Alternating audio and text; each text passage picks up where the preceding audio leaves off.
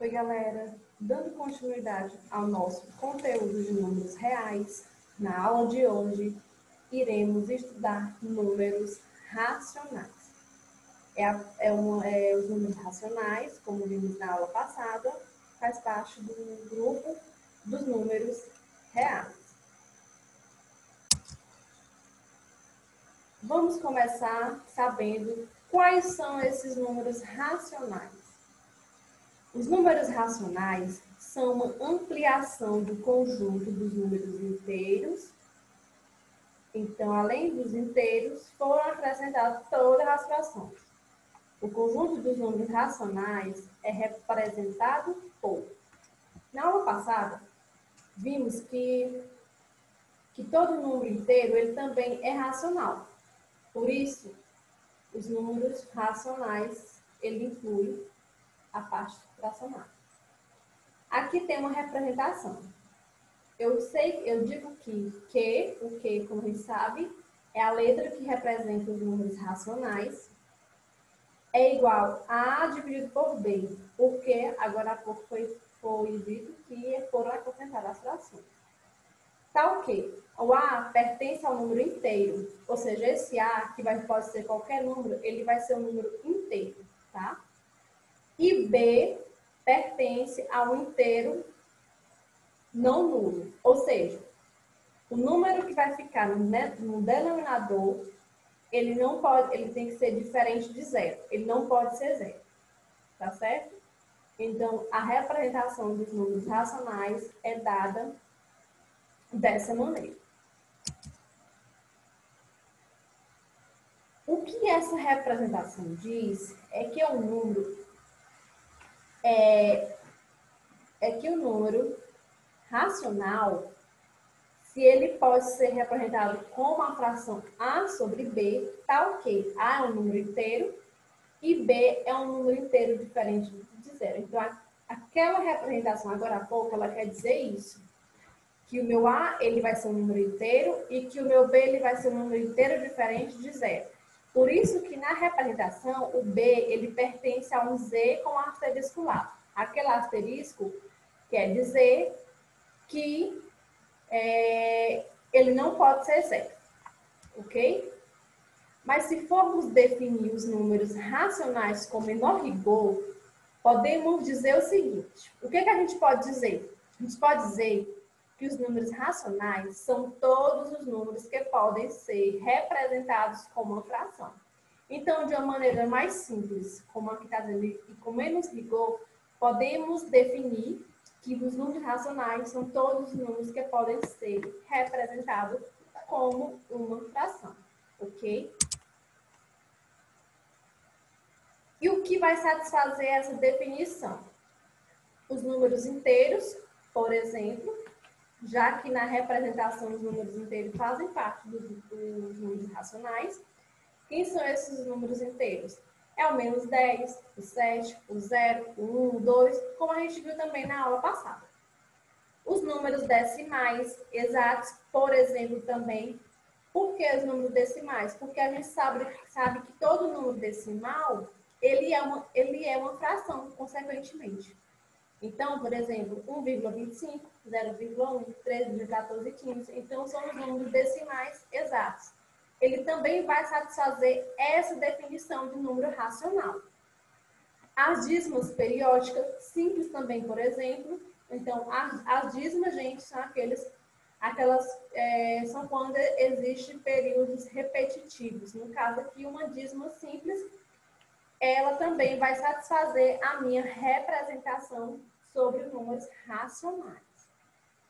As dízimas periódicas compostas, por exemplo, ela também vai satisfazer a minha definição, tá?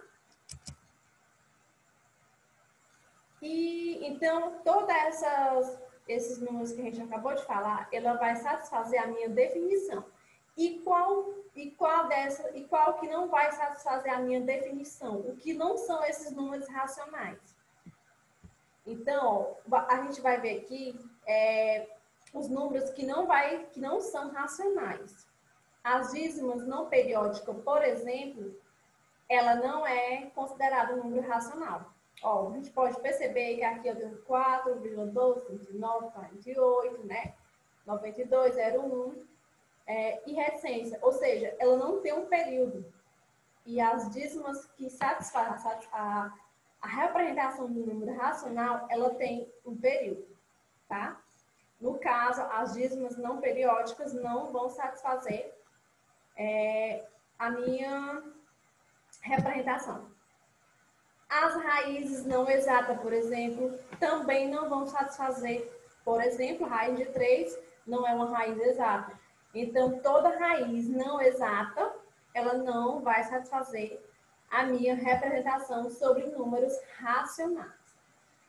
A raiz quadrada de números negativos, por exemplo, também não vai satisfazer, tá? Então, vocês viram, dízimas que não têm período, que não são periódicas. Vocês viram raízes que não são exatas e raízes com quadrados de números negativos, vocês já podem deduzir que essas opções não vão satisfazer a minha representação de números racionais, do conjunto dos números racionais, tá? E a representação dos números racionais. Como que eles são representados? A gente sabe que os números inteiros estão dentro dos números racionais. Então, ó, existem infinitas possibilidades para a representação de um número inteiro como uma fração, já que uma fração pode ser representada na forma irredutível ou não. Ela pode ser irredutível ou não. Como, por exemplo, vamos ver aqui o exemplo. Então, a gente sabe que o número inteiro, ele pode ser representado também em forma de uma fração, tá? E, consequentemente, ele vai ser um número racional. Por exemplo, eu tenho aqui 2. 2 igual a 2 sobre 1. Esse 2 sobre 1 é a mesma coisa que 2? É. 2 dividido por 2, 2 dividido por 1 dá 2. Então, eu tenho um número inteiro e, ao mesmo tempo, uma fração. Fazem parte do grupo racional. Representa os números racionais. 4 dividido por 2, também. 4 dividido por 2 dá 2.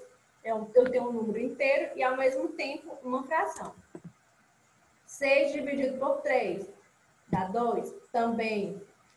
Ao mesmo tempo, eu tenho um número inteiro e uma fração.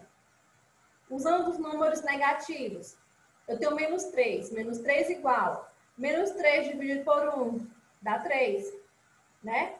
Então, eu tenho, ao mesmo tempo, número inteiro e fração. Menos 6 dividido por 2 também dá 3, né? Menos 3 vezes 2, menos 6.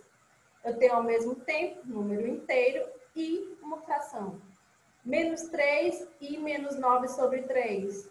Também eu tenho um número inteiro e, ao mesmo tempo, uma fração. Então, esses números eles fazem parte da representação dos números racionais.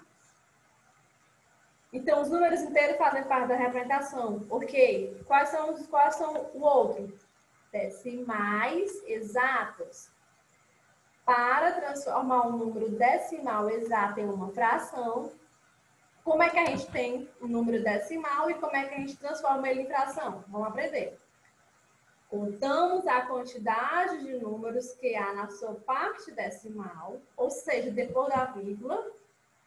Se houver um número após a vírgula, escrevemos a parte inteira mais a parte decimal, sem a vírgula sobre 10.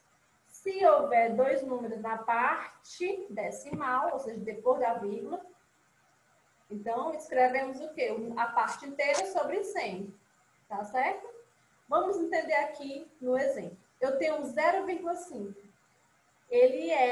Eu tenho a parte decimal, que é 0,5. E como é que eu escrevo ele em forma de fração? Ó, eu pego a parte inteira. A parte inteira é o quê? 5.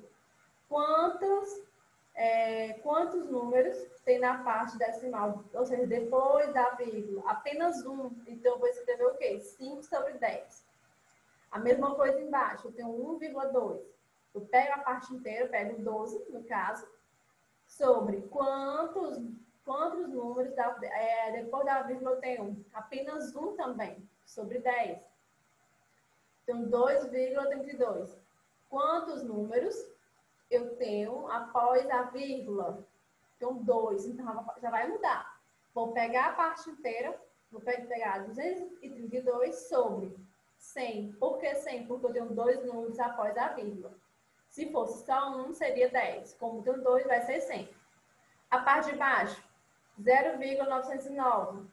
A parte inteira, 909. Quantos números eu tenho após a vírgula? Eu tenho 3 agora. Então, eu vou escrever sobre 1000. E se eu tivesse 4, eu iria escrever 10.000. E assim sucessivamente. Vocês vão contar a quantidade de número que eu tenho após a vírgula, depois da vírgula, ok? Então, os números decimais, eles também fazem parte da representação dos números racionais.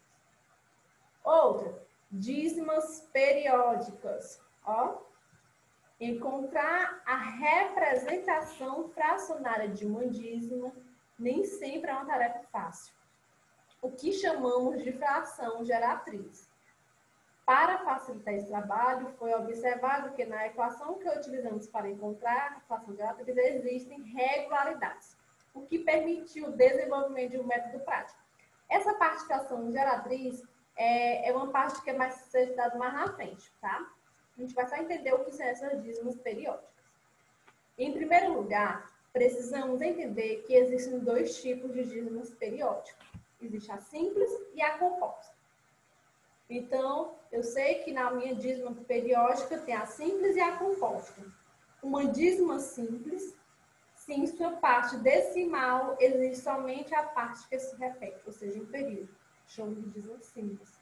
Uma dízima composta, em sua parte decimal vai existir uma parte não periódica.